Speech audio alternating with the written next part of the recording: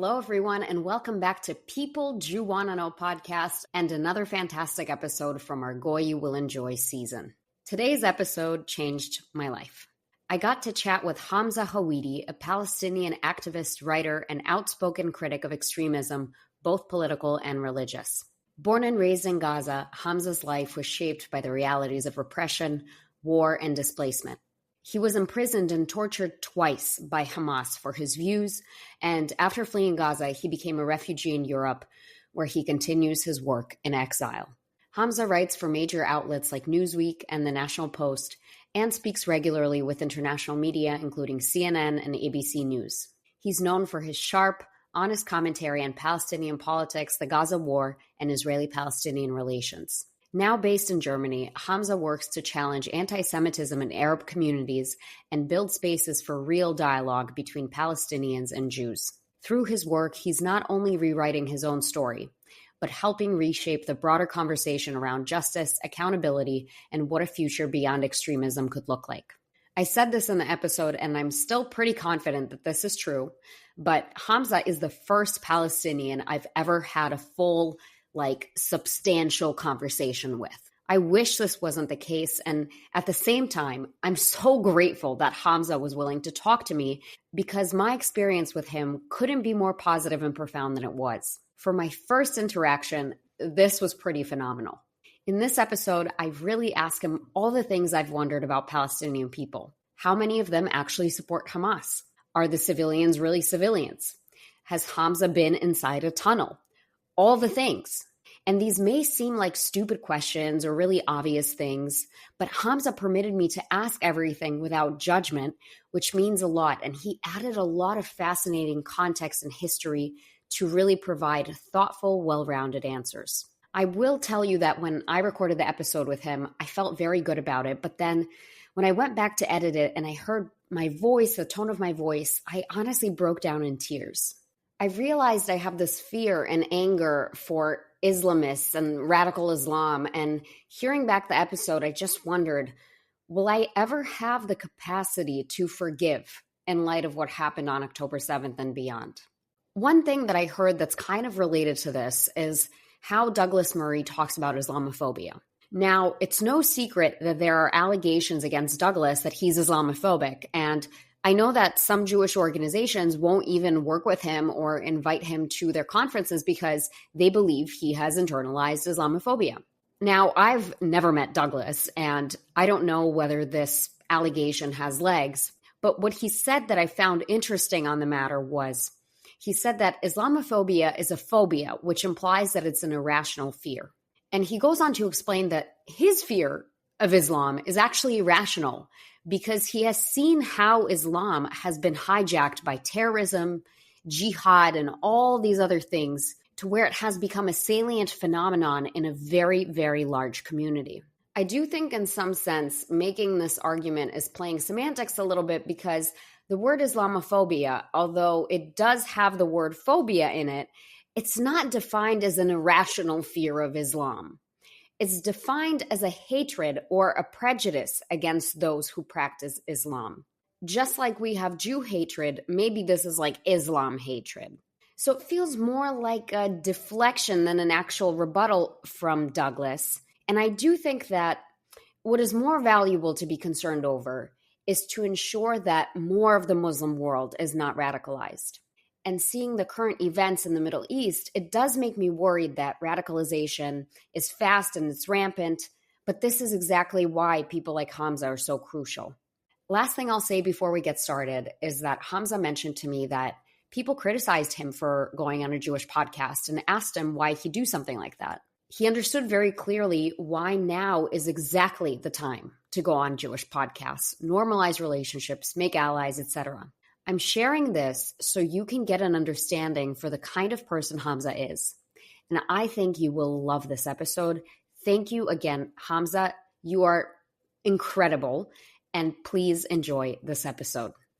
Hey, Hamza, welcome to People You Wanna Know podcast. How are you doing today? You're out in Germany, yeah? Yeah, hey, it's good actually to be here. It's going good and we have a good weather in Germany. How is it going in the US? It's a tough time right now. You and I are recording this the day after two Jewish people, Yaron and Sarah, were shot outside of a Jewish museum in Washington, D.C. As a Jewish person who lives in the diaspora, it's never easy. It's different, but it's never easy.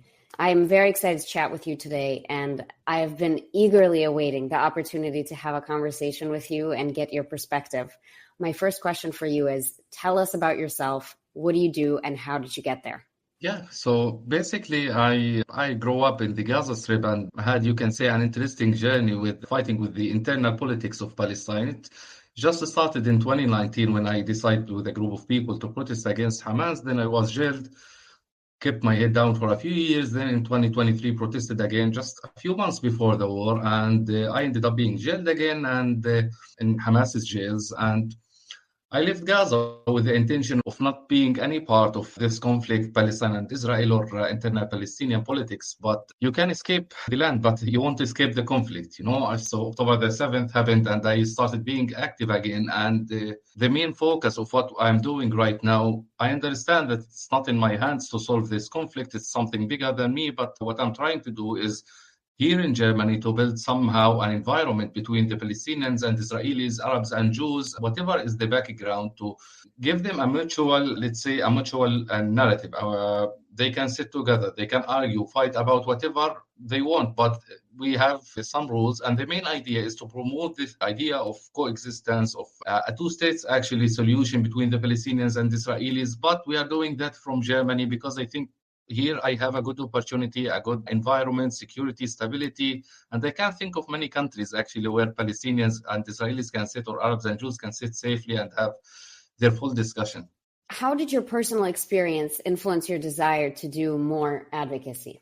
I think it actually started from my own personal experience because I wasn't all the time this moderate or the good voice or let's say the peacenik. I was to an extent radicalized. I was anti-Semite. I was somehow horrible. And through my personal experience, I started to become less radical, let's say. But I still was an anti-Semite, and I had this terrible ideas about the Jews, terrible ideas about the Israelis. I was like in a bubble, thinking of them as evil thing or a devil thing. When I started having discussions with them, that actually started in Gaza before leaving. I started having some online discussions, and through these discussions, I started to understand a little bit about the Jews and the Israeli society. So I started to understand that it's not this one united society, let's say. It's not all radical, it's not all moderate. You have the majority of moderate people, you have some radicals, but the question is how to reach out to them. So when I started to talk to these Israelis, I believe that this made me less radical. I started to see them as individuals, not as entities or Netanyahu or whatever.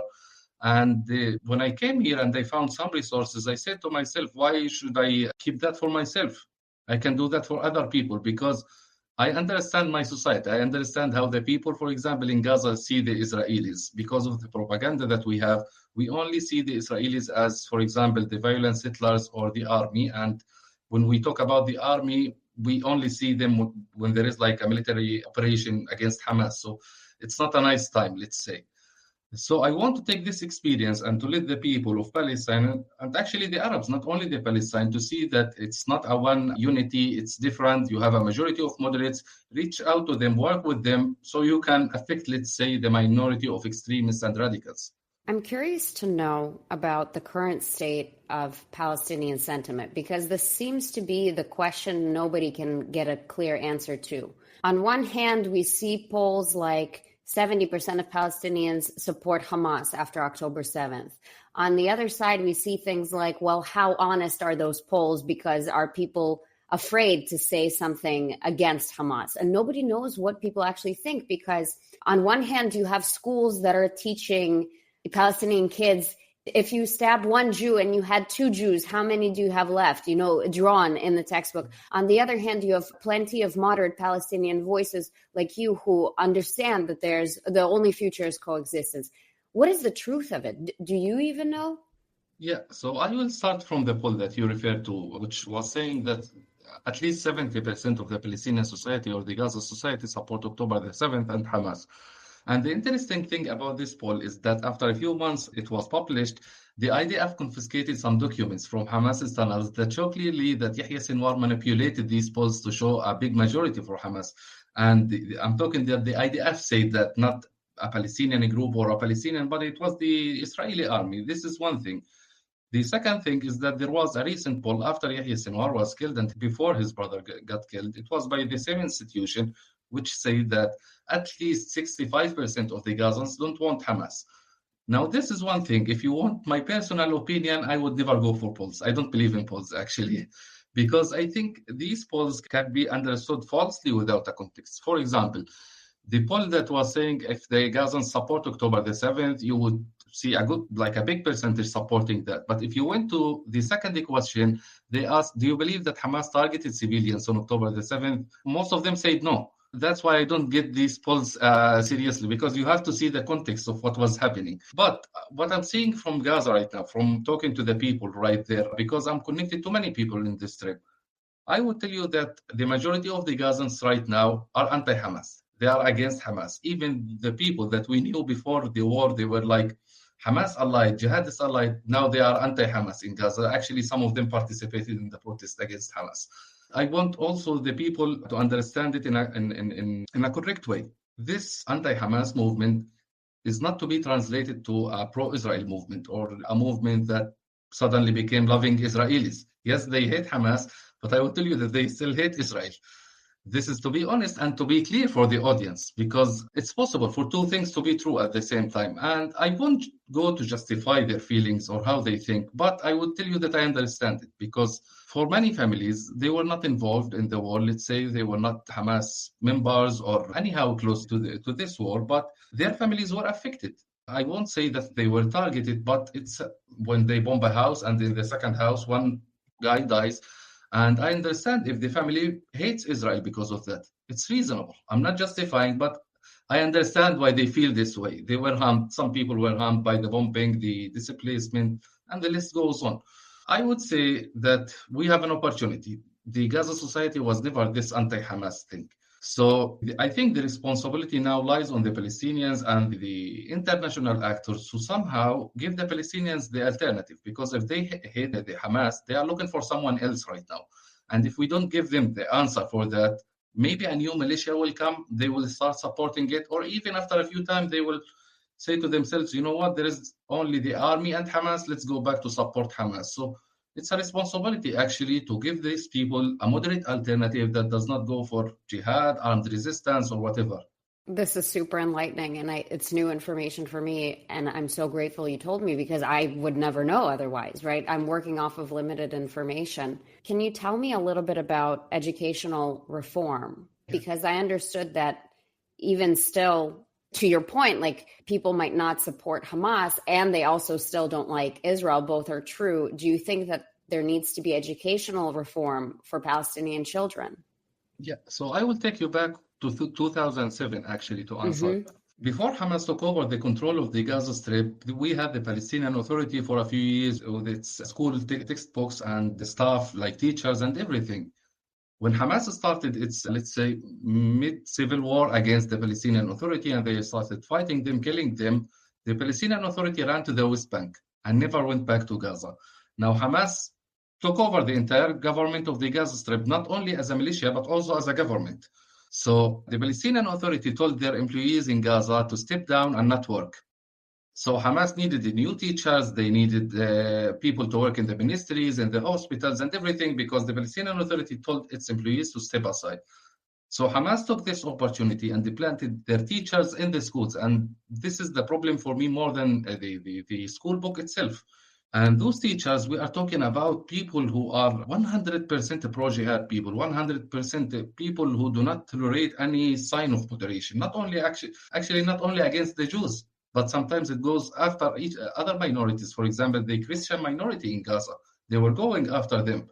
So for them, it's only anyone who's not a Sunni Muslim was becoming a problem. And when those teachers started teaching the children, I would tell you that they spent 18 years radicalizing a generation, and we should think of that. And I had this experience. Actually, when October the 7th happened, those teachers had Telegram channels for the students, and the UN thankfully archived these conversations. And if you went to see these conversations, how the teachers were celebrating, how they were sharing the scenes even with the children students and celebrating it and calling for jihad, eliminating Israel or freeing Palestine. When I look at these conversations, I ask myself, if this is the teacher, what I'm expecting from the children who are swallowing this, because it's at the end of the day, this is a child. He will swallow whatever you say in front of him. So not only that Hamas managed to play with the school textbooks, but actually they played with the teachers, with the generation, and they unfortunately radicalized at least an entire generation. You mentioned earlier that when you spoke up back when you lived in Gaza, you were jailed by Hamas. How did you make it out? Money, actually. When I was imprisoned in Hamas's jails, I did not actually say something like, I want to overthrow Hamas or we want to overthrow Hamas. I was not that brave, I would say. The only thing that I had a banner in my hand saying, we want to live. That's it. I didn't say Israel or Hamas or Palestine, just we want to live. That's the only demand, actually. And the way that I made it out, it's actually thanks to my family who helped with that, because they were the ones who looked for a Hamas official to bribe. And we paid some money to get me out of the jail, because Hamas is not only jihadist and a terrible militia, they are also corrupt. So you can buy them with money. And that's what my family did. So I'm from Ukraine, which is a very corrupt country as well, where things like this get solved with money too. So this sounds very reasonable and expected.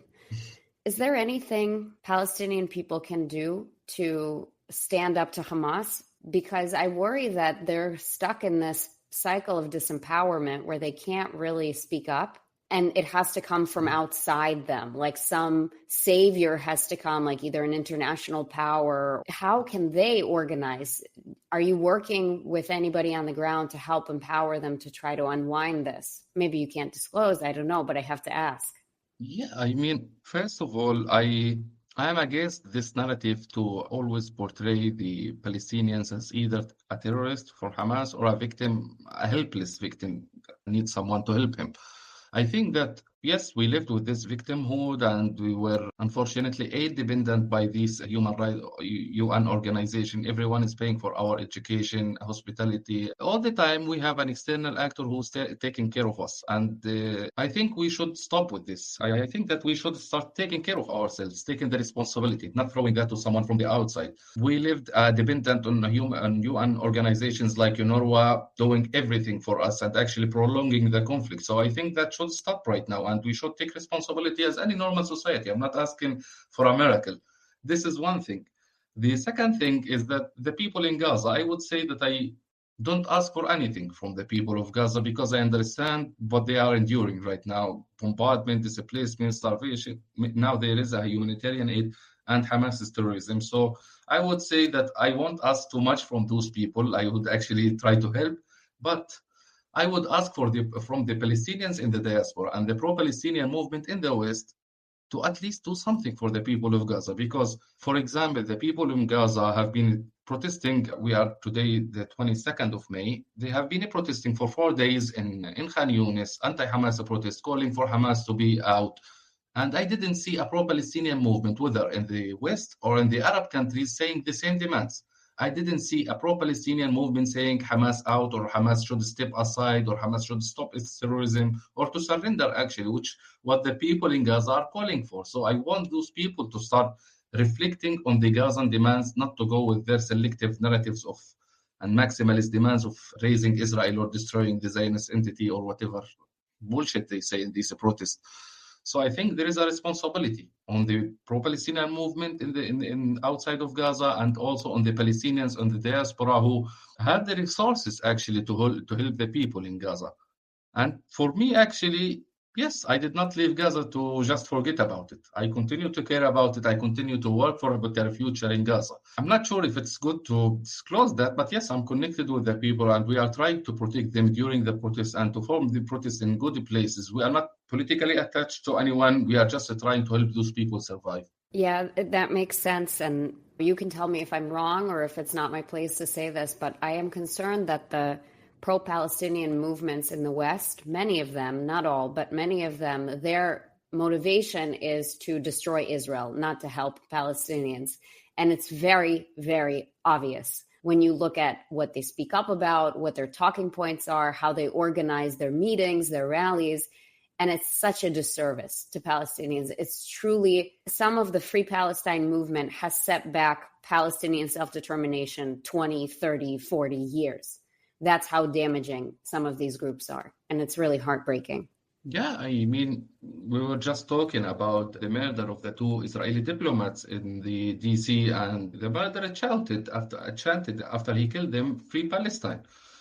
So here is an example of what we see also.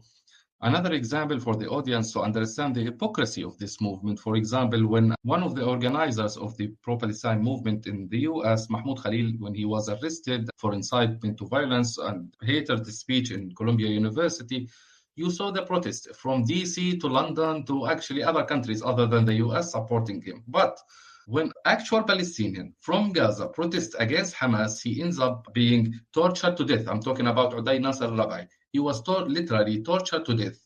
I didn't see someone even mentioning his name. We have a long list of Gazans who are right now kidnapped by Hamas, who no one are talking about. They were kidnapped because they were participated in the protest.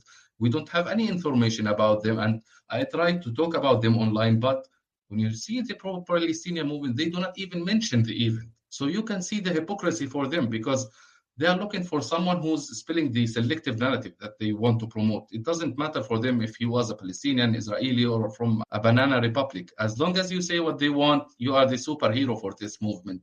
Hamza, what are some organizations that you think do a good job in helping promote Palestinian rights, Palestinian freedom, security, that people can donate to or get involved in? I mean, this is, let's say, a wide question, because there is many ways to support, whether it was only Palestinians or Palestinians and Israelis. But I would say that the organization that I like and did a good work during the war, whether it was for Palestinians or for the Israelis and the hostages' families, was standing together. They actually proved a good record of doing, let's say, a human rights activities. There is also another, let's say, organization started in the US in Yuli. It's called Realign for Palestine, where I work actually. And I work with Ahmed Fuad al-Khatib and other amazing people, and we are still in the starting phase. So I think it's also important for us if someone can support this organization, because we are trying to build an umbrella for the moderate Palestinian voices in the diaspora. We are trying to start a new narratives, and narratives that does not start with eliminating the other party or overthrowing all the people who are living in the second part of the land. So it's really important for if the audience can support us. Excellent. This is the organization I always recommend for moderate talking points, for moderate ideas, and I'm so glad that you mentioned it. What advice do you have for Jewish people specifically and helping to build bridges with non-Jews, helping to build bridges with Arabs? Yes, I mean, maybe my statement would sound naive, but I always repeated that Arabs or Palestinians are not those monsters who dream in killing Jews or eliminating them every day. Yes, I can never deny the radicals who exist between us. Actually, I think I am a victim of these radicals to an extent. But still, there is amazing voices in the Arab world, in the Palestinian diaspora that you can work with. And it's important actually to work with, because if we're going to just isolate ourselves in these bubbles, having delusional thoughts about the other side, we actually add to this struggle and not trying to end it in any way. And those partners, let's say, in the Arab world or the Palestinian world, you wouldn't find the perfect partner. If you are looking for the perfect one, you wouldn't find him.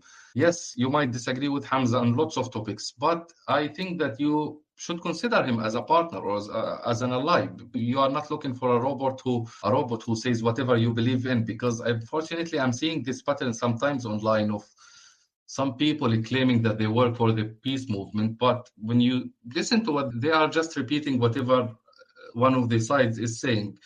You should look for a genuine one who's honest with you, because if we are trying to build the bridges, it should start with being honest. Do you think your perception of Jewish people or Israelis has changed over time since you've been doing this work? Yeah, I mean, if you talk to me maybe in 2020 or 2021, if you even showed me an Israeli flag, I would run. I would hide, actually.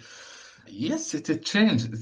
I thought a lot about the Israelis as like violent settlers who dream of killing the Arabs, and you can never compromise or make a reconciliation with. But I would say, and this is also for the podcast, that even in Germany, I needed some help when I first came here, and I got help from 10 Jewish organizations. So I got a massive help from these people, a good support in all the ways. So I would say that for the Arab audience to consider having the Jewish allies, to think that we can work with each other. We are not determined to be enemies forever.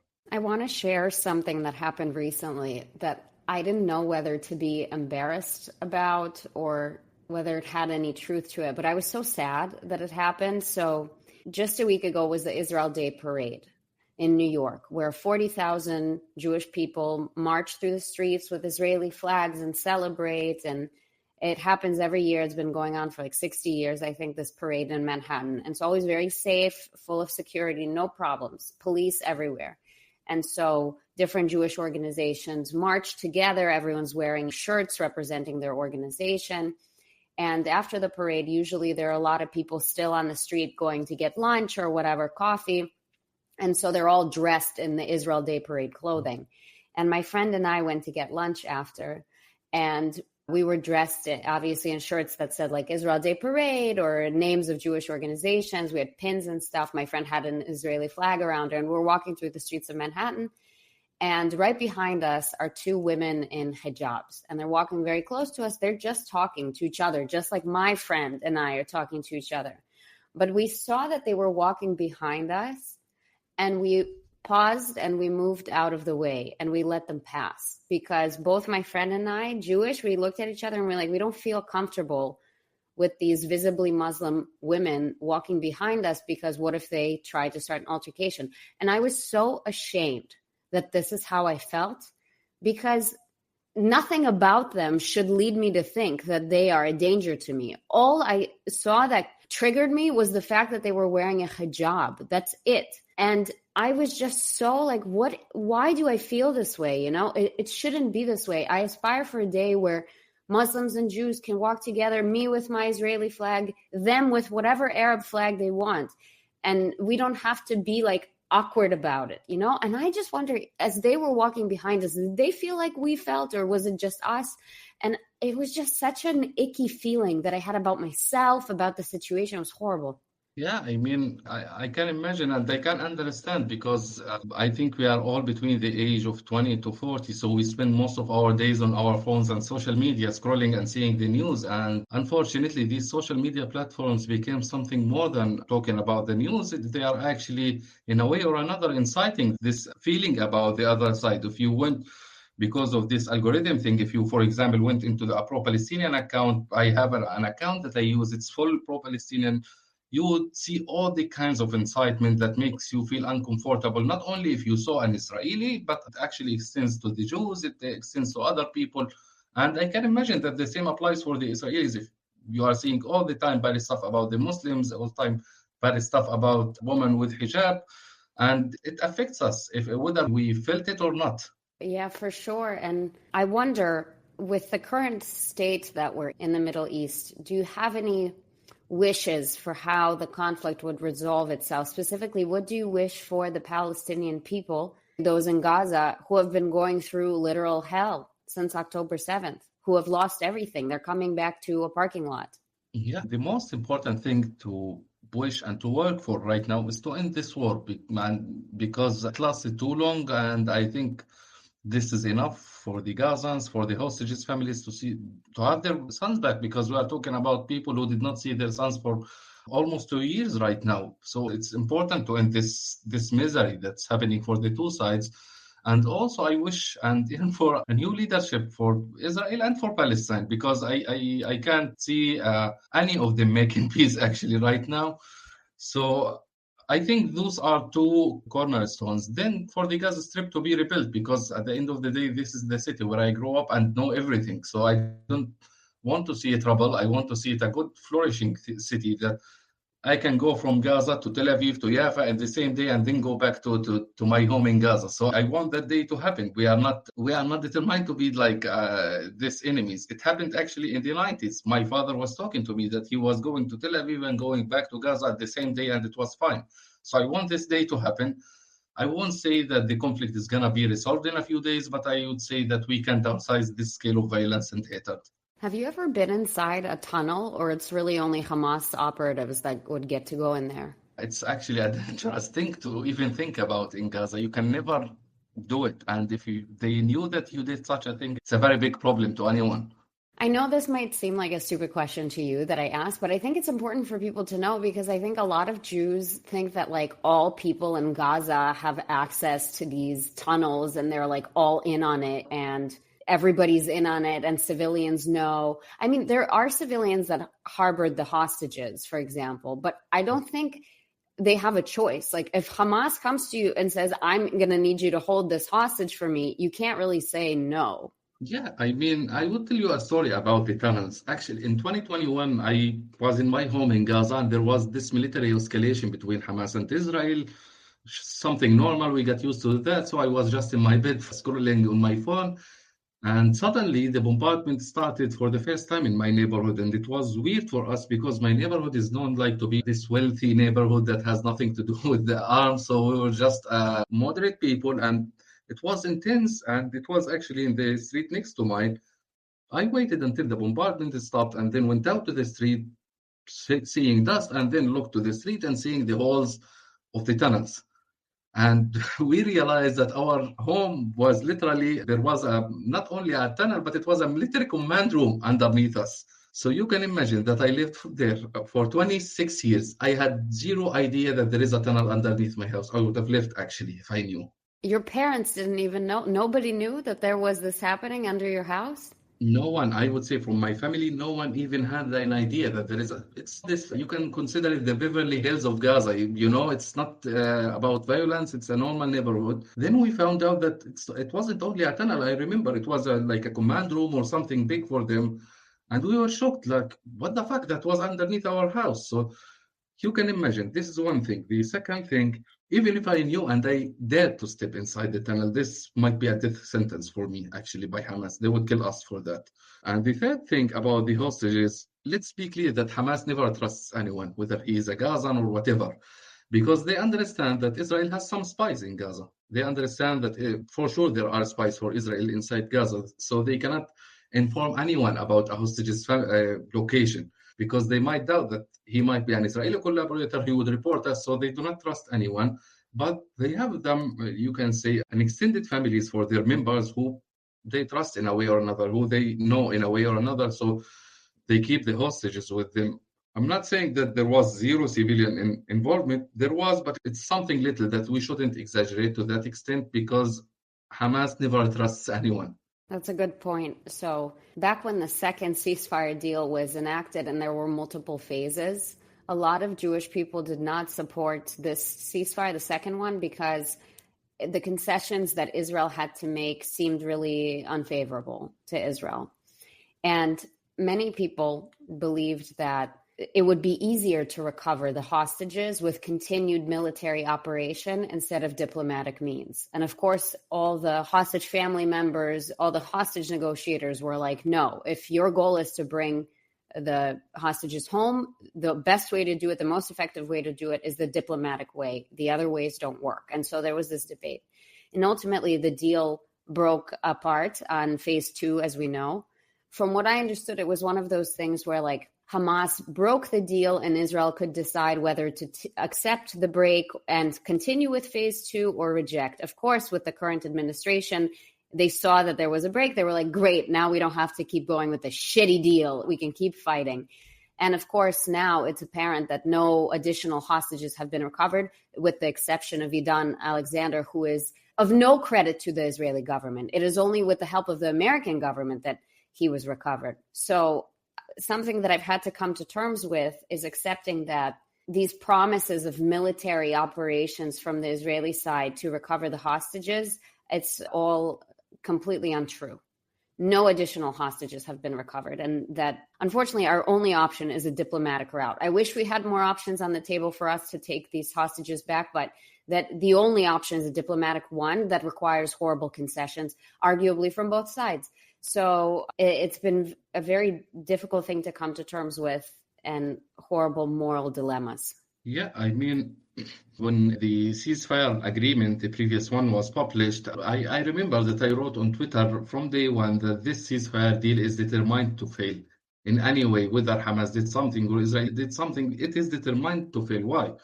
Because the ceasefire deal was about, okay, releasing the hostages, releasing some Palestinian prisoners, ending the war, the Israel withdrawal. Oh, after all of that, they would have discussed how to disarm Hamas or get it out of Gaza. So when I saw that this is coming and as the last demand, and after the Israeli withdrawal from the Gaza Strip, I'm talking about the army, I said to myself, this will fail. No one would accept that because if we agree on one thing, Palestinians, Israelis, and Jews, whatever, Arab states, we agree that Hamas can never be any part of the future of the Gaza Strip. And I think the majority agree on that thing. The second thing, because I think this is somehow personal for me that you spoke about Alexander, I think that Alexander was released not by an American effort, it was actually by a Qatari effort. And let me continue that. Alexander stayed in Hamas's tunnels for 500 days. He endured unimaginable circumstances under these thugs' custody. When Trump comes to the region and Qatar wants to give him a good welcoming, they ask Hamas to release Alexander, and he is released in one day. So they could have released him 500 days ago, but they didn't want to. They did it like a gesture. What kind of a state that we are talking about? They are dealing with his life as if it was a gesture tool for Trump when he comes to the Gulf countries. This guy stayed for 500. He could have been released, but they didn't want to. So we have to understand that Qatar is not a mediator or whatever. They are complicit in that. The last thing about the agreement, I mean, let's be honest that Netanyahu talks about eliminating Hamas, total victory. He does not tell you how it would look like. When will you tell us, okay, now I eliminated Hamas, or this is the total victory? When this will happen? It's just ambiguous statements that gives him as much as time as he wants to avoid his corruption trials and the protests that happen in Tel Aviv every Saturday. So at the end of the day, we have to make the deal because, as you said, with the military pressure, maybe 4 or 5 hostages were released, but not more. We are talking about over than 200 hostages. We have to make the concessions, and I think the role now is not for the Israeli army or for the Israeli states, but for the Arab states to step in and disarm Hamas and to start a new future for the Gaza Strip. You are so right. What can I say? I've learned so much from this conversation, and I'm so grateful. And it's very refreshing. I think you might be like the first Palestinian person I've ever spoken to in my whole life. Can you believe Probably that? not the last. No, certainly not the last. I can promise you that for sure. But it's just really nice to meet somebody who has a pragmatic point of view, who can educate me on these things. And I trust you. I trust you with this information, and you give me a lot of hope because you represent something greater than yourself to me. As part of this season where I interview non-Jewish people, each one of them gets to ask me a question about anything Jewish related. It can be as simple or as difficult as you like. Do you have any questions for me? Yes, let me just think about it. There is a lot of questions when it comes to Jews. This idea seems always interesting for me about the Jews, that you might ask, a lot of Jews actually, not a small part of them, that he would define himself as a Jew, as a Jewish person, but at the same time, he would tell you that he's, let's say, agnostic or an atheist, that he does not believe in religious stuff. So this seems interesting to me, that how the Jews see the Judaism, let's say. So this is a very good question because it's kind of complicated and it's not very intuitive. And here's why. Jewish is different from Judaism because being Jewish is an ethnicity and practicing Judaism is practicing a religion. But Jewish people represent an ethno-religious group, which means they're both an ethnicity and a religion at the same time. And it's one of those things where I'm going to butcher this phrase. A square is a rectangle, but a rectangle is not a square. And I'll explain why.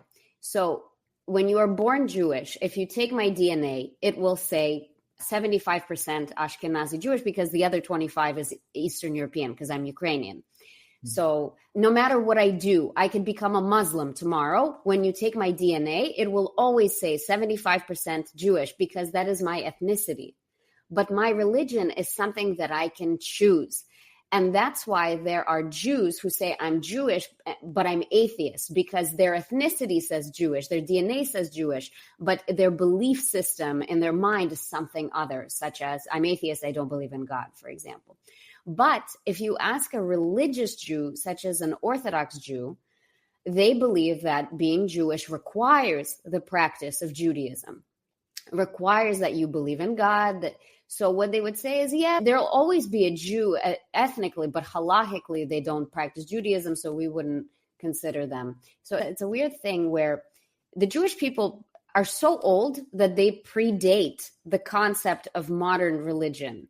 For example, I think the only other ethno-religious group that I can think of are the Druze in Israel, off the top of my head. Like, there are very few groups of people left in this world that are both an ethnicity and a religion at the same time. There is something that is a hot take from my side, and it's very unpopular amongst other Jews, but this is something that I believe. So back in the days of Soviet Union, which is where my family is from, when you were Jewish, in your passport, it didn't say that you were part of the former Soviet Union. It said that you were a Jew, because outside of countries, especially outside of America, everybody knew that a Jew is its own separate ethnicity, that a Jew is its own nation, that they were different from French, Asian, Russian, whatever, because they were a Jew. They came from a different nation, and that nation was Israel.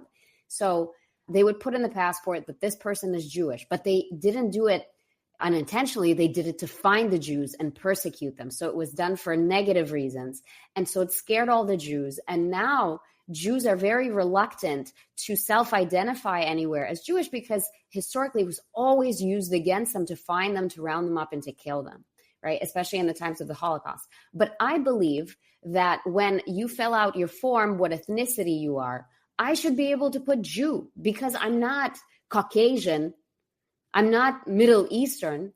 I'm Jewish. I'm something different. And today, on all those demographic forms, on the census data, there's no place for me to distinguish that I'm a Jew.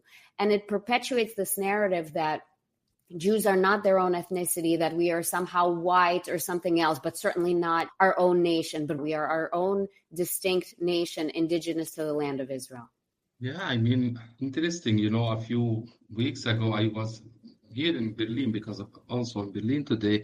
I went also to a place like you can say a small museum called Hitler's Bunker. And when I was walking through that bunker, it was interesting also for me to learn about the pogroms that was happening in the Soviet Union, even before the Holocaust, about the pogroms even in Ukraine and in other cities. It was something new for me actually to learn, because we are, let's say, limited in our understanding of the Jewish suffering. For us, it starts from the Holocaust. We don't know a lot of stuff that happened before that, or the Jewish persecution in other countries, let's say. So yeah, it's interesting to know that. Now I have a question. What's something that you think I should know about the Jews? This is a difficult question, because you already know a lot about the Jews. No, I don't. I might tell you something that you already know. Because I want to say something thoughtful. I don't want to just say something that's obvious. Maybe I will get my hand slapped for this from my listeners, but I'm just going to tell you how I feel. I think what you should know about the Jews is that many Jews today do not see a viable path to coexistence, because they believe that, unfortunately, there's not a peace partner from the Palestinian side. And even if there are plenty of moderates like you that are pragmatic and want peace, it's not enough. And there are Israelis who are sick and tired of living under violence, having bus bombings, their loved ones being stabbed outside, their houses burned down, that they're losing their ability to want peace, because what they want first is safety. And they don't care if that means peace for Palestinians anymore. They genuinely don't. They don't care what happens to Palestinians anymore. That's how sick they are of what's happening. And I worry about that, because we lose the humanity amongst each other. The only way forward is to care about each other and to want peace together, to want humanity together, to want the best for each other. And I worry, and I don't want to speak for the Jews, but I am right now, there are many Jews that do not see a path to peace. And we need somebody from the other side to wave a flag and say, we want peace too. And a lot of us want the peace. And actually, hard to hear that, let's say. I mean, it's not easy, let's say. But I understand. I mean, I can't say otherwise. I mean, I can understand we are talking about experience up after Second Intifada with the bombings, then October the 7th, attacking the peaceful kibbutzim. So I won't judge them. I won't judge them. And I agree with you that we need more pragmatic voices in the Palestinian discourse, not only in the discourse, but I want to see them actually in politics because I don't think that, for example, Hamza is just an activist online and yeah, he's pragmatic, he's nice. It's not enough. I want someone in the politics that can actually take a pragmatic decision when it comes to solving this conflict. This is what should be done. I wish I didn't ask the question. It's difficult to hear, and the same goes on the other side too, right? The Jews need to understand that there are peace partners on the Palestinian side and help those peace partners rise to the top and give them the support they need to become a dominant voice. We have to work together. And it's like, who's going to trust the other person first, right? Because it's like the prisoner's dilemma, right? You only win if you collaborate. Yeah. So we have to take a risk, both of us, and the risk is very high and there's no way to reduce the risk. It's a tough situation. I will always have hope. I will always have trust and respect for any counterparts that are willing to do this work and to educate me, to bring about peace. And there's nothing but admiration and respect that I have for people like you who help make peace a reality every day. I'm so, so grateful. Thank you. Thank you. I really appreciate it. I have one final question for you. It's very easy. How can people connect with you on social media and learn more about your work? You would find me, I'm trying to be active on both Twitter and Instagram. You would find me Hamza Howidy on Instagram and the same on Twitter. Trying to be active on other platforms, but it's exhausting. It's hard to keep track with all the platforms, but I would say that I mainly focus on Instagram and Twitter with the name Hamza Howidy. And for professional contacts, you can just contact me on my email. That would be great. Thank you so much for doing this. This has been genuinely one of my favorite podcast episodes that I've ever done. And I've done so many. Oh, that's good to hear. Thank you. If you've enjoyed this podcast, please go ahead and rate us 5 stars. Be the first to hear our episodes by subscribing to People You Want to Know wherever you get your podcasts. And for exclusive content, follow us on Instagram at People You Want to Know.